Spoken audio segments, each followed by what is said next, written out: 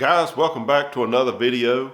In this video, I'm going to give you 10 things to consider before you bring one of these second-gen Camaro projects into your garage. Stick around.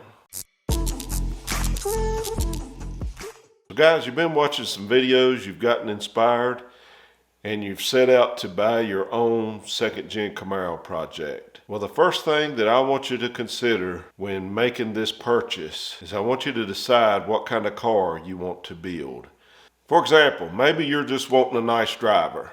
Maybe you're wanting to build something that looks good, that you can put your wife and kids in and take them to get them a hamburger. Maybe a nice cruise-in car. Maybe you're looking for a car that is actually a true survivor car. You know, one that's totally numbers matching, just like it left GM, and you're wanting it running and driving and you're just wanting to fix a few things up on it. However, maybe you're wanting a true Z28 or a true Super Sport, or maybe you're wanting to build a Pro Touring car. All of these factor into what kind of car you're going to buy, and it will help you tremendously to know that before you even start to even look for a Camaro project. So I'll give you a quick example. When I first started out looking for my first Camaro project, this 1972 Camaro that we call Project OverKill, I really just wanted a nice driver, a cruise-in car. That was the goal, and I didn't really care about anything else other than just purchasing one really and getting started. Once I found this car and I actually made the purchase, I kind of went backwards of it all. And you know, I've learned a lot from my mistakes. When I found out that this car was actually a true Z28, and I found out that they only made 2,575 of them, then I realized just what a rare car that I had stumbled across. And I decided that I had to go back all original. So I started down that path, and I was going to some of the GM national shows, and I was just seeing what all was involved. And I saw one car being judged as a numbers matching Conqueror's car. And I saw the judges actually get into a big argument on what was correct for that car. And I told my wife at that point, I said, you know, I don't know if I want to do this. I don't know if I want to build a really nice numbers matching Z28 just to have a bunch of guys look over it and put it down. So, you know, I kind of changed directions. I was like, you know, I'm building this car for me. This is my car, and I'm the only one I got to satisfy with it. Not to mention, I had kind of bought the wrong car to do that with. Yes, I have a true Z28 car, but I bought it as an incomplete car, missing a lot of components. I didn't have the original engine. When I talked to these guys that were pretty much in the judging part of this, one of the things they recommended for me to do was find a 72 engine that was dated correct to the car. It would never be numbers matching again, but you know, you could go through the trouble of restamping the block and all this stuff, and I don't know. I got really turned off by what I had saw during the judging of those cars. And I was just like, everything else to the car was original except for the engine. I remember watching Overhauling one day, and Chip Foose talking about the engine being the jewel of the car. When you open that hood, and there was the jewel. And I thought, what if I could build something spectacular for this car, and it would be that jewel that Chip talked about when you opened the hood of the car. So I changed directions, and it did cost me some money. I don't regret it now, but that's the purpose of me making this video, so that you don't make the same mistakes that I make. So guys, unfortunately, we got to bring up the word budget. That's the second thing you're going to have to consider. You're going to have to decide on what the amount is that you have, or that you want to spend no more than on one of these Camaro projects. And again, it goes back to the first thing that we talked about, is what kind of car are you wanting to build. For example, a plain Jane Camaro is going to usually cost you a lot less than a Survivor or a Z28 or Super Sport. Also, it's going to depend on the condition of the car. You know, if you're looking at a car that has a lot of rust damage or something like that, then obviously it's going to be a little bit less money than if you're looking at one that may be rust free. Again, it depends on what you want out of the project. Are you wanting something that you can change these panels out and build the way you want? Or maybe you're wanting one that you don't have to do a lot of that metal work to. Just know that the budget is a factor. It's going to be something that's different for everybody. Guys, number 3 is time and other commitments. This is a huge one. So Project OverKill, I've owned it for some time. It's still in a project state.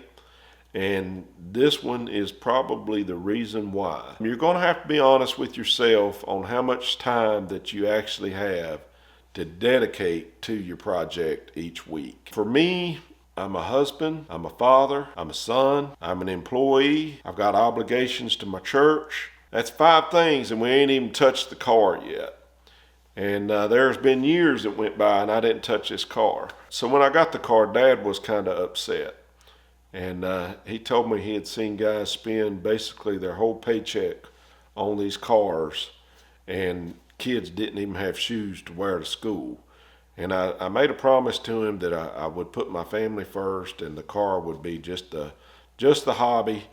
And I think I have made good on that promise over the years, and hopefully, you know, me and my wife are entering a different season in life, and hopefully we can actually buckle down now and get this car done. We do have an empty nest at the house now. Our oldest daughter is married. They have their own place, and Sammy's off to school.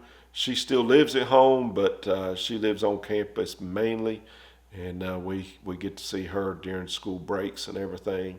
So hopefully we can start dedicating a little bit more time to this car and hopefully get it buttoned up, because we are looking to enjoy it and looking to go to some car shows and stuff.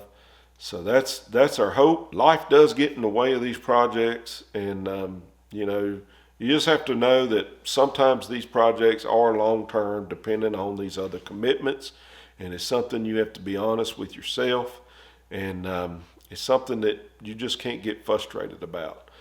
I have had subscribers go out and buy these cars only to tear them all apart and then call me a few months later and say, hey, do you want to buy this? I need to get out of it. You know, it's too much. So this third one here is definitely something to consider, and you definitely got to be honest with yourself about this. This is something that's not going to be done tomorrow, but hopefully sometime in the near future, it will be. Guys, number 4 is going to be the space you have available to work in. Now, when I first bought this 72 Camaro, I just had this 24 by 24 built. I didn't have any tools or anything, but I did have this 24 by 24 garage. And I quickly found out that really wasn't enough space. You never have enough space, really. But it is important to have somewhere to work. I have seen some guys restore cars outside. That takes a whole different level of skill set, and I'm just not able to do it where I live. I have seen some guys actually restore things outside in the snow and everything, and that is very difficult to do. You're going to have some allocated space to work in. If you are working outside, you're going to have to keep this stuff covered while you're in the process of restoring it. But if you've got a garage, I think it's going to be better. Even if it's a single car garage, I think it's going to be better. I'm very blessed to have this space. We was able to build onto this about 10 years ago, and really happy with the way this turned out. My wife, bless her heart, she's made some sacrifices for these projects herself, and she's ready to see one of them done for sure. But like I said, I want you to consider the space you have to work in. Not only that, but the space you have for storage. And I want to show you some of that. So behind the curtain, I've got a series of storage shelves that's just loaded with restored parts. for Project Overkill and Project Fast Times. There's the doors for Overkill on this roll cart. And the roll cart is actually sitting in front of the shelves that we built.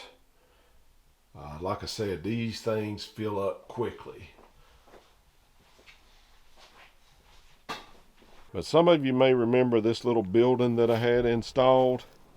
So I had it installed mainly to put my sheet metal in. You see right there we've got the quarters, the hood, the roof. There's a full floor back there. Some interior side panels. Later on I'm going to put basically a top on it up here and have some storage space. I also used this building to get all the bicycles out of the garage, engine hoist, engine stand, bumper stand. There's the rotisserie. Like I said, guys, this stuff takes up a lot of space. Now we're down here in the basement of my shop area, and this basically my compressor room. You guys have seen this before, and you see I've got these shelves here that come out of an old convenience store that was closing down, and it is just loaded with second gen Camaro parts from Project Fast Times and Project Overkill. This is pretty much all of the Fast Time stuff. There is some other stuff mixed in here that's non-Camaro. And then if we go into this secondary room here, we can see a lot of Overkill stuff laying down in here. So guys, number 5 on the list is going to be tools. Now just know that unless you've got a relative that's been into this type of work and you may have access to their tools, if you don't, then most likely you're going to have to make some investment in some tools.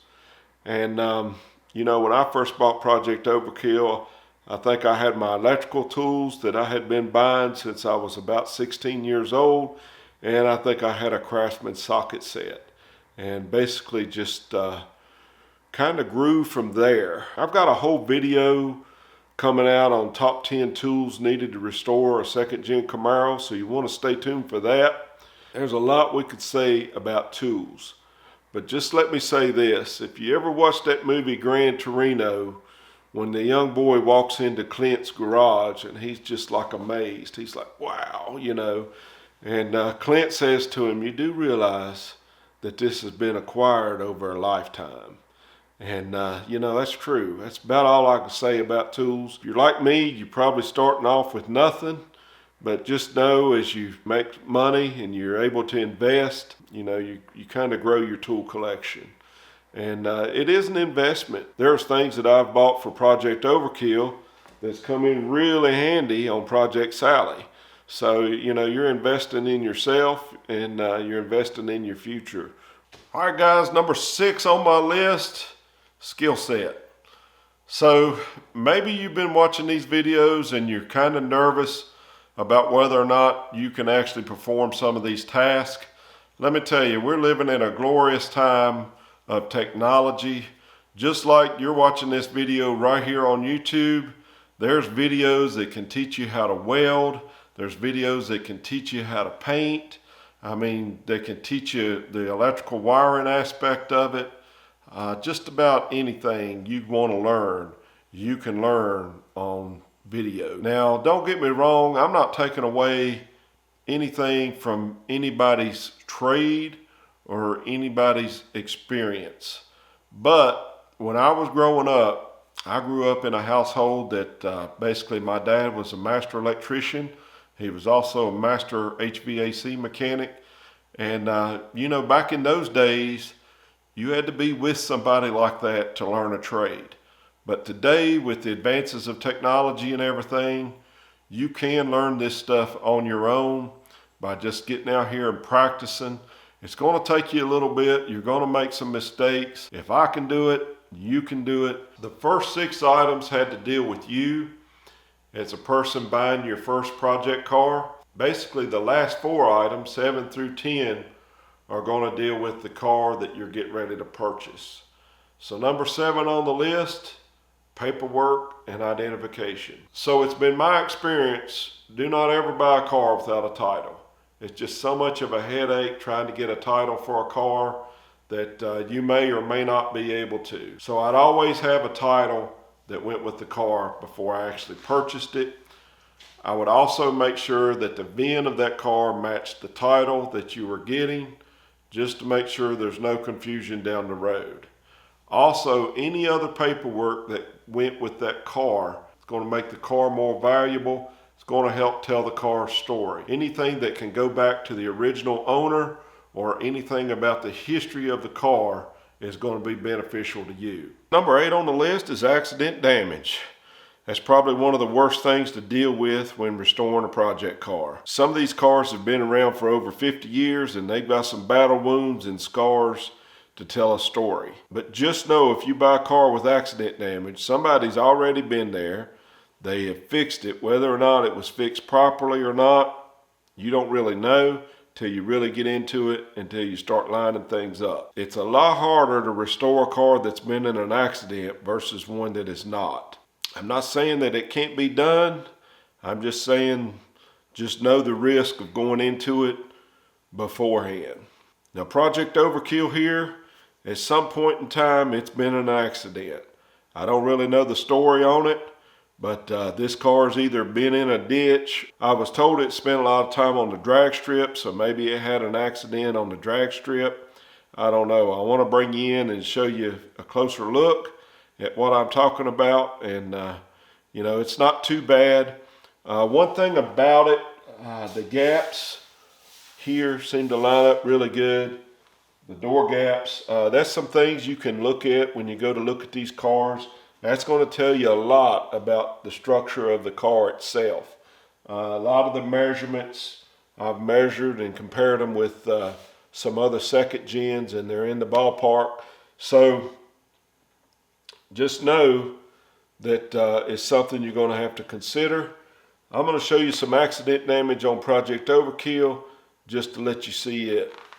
So I totally missed this area when I was looking at the car to begin with. You know, the brake booster was here, all the wiring, the engine. So if you look down here where the steering column mounts to the firewall, you can definitely see a huge dent and a buckle right there where the steering column mounts up. You can also see a buckle right here. This is a hole here that if this was a manual, that the basically the clutch would come through and work the Z-bar. So if we look here at the bottom of the steering column, you can definitely see that buckle coming through the sheet metal there of the firewall and toe board area. And you can definitely tell that that steering column has a gap where it's supposed to be sitting flush.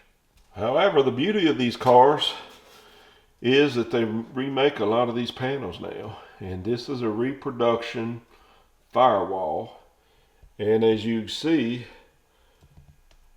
there's no buckling here. And there's that clutch rod cover. And you see how straight it is. This is how that is supposed to look. And you can definitely see right here at the front torque box and everything. There's no dent there. So we will have this repair to make for Project OverKill. Guys, if you followed the channel for some time, the next item on the list, rust damage. And you know Project OverKill is no stranger to rust damage. We've replaced quite a bit of it. Rust damage doesn't bother me as much as accident damage, just because mostly you still have reference points that you can reference. And like I said, they are making a lot more of these parts now. Just about everything, not quite, but just about everything you want, you can get for these cars.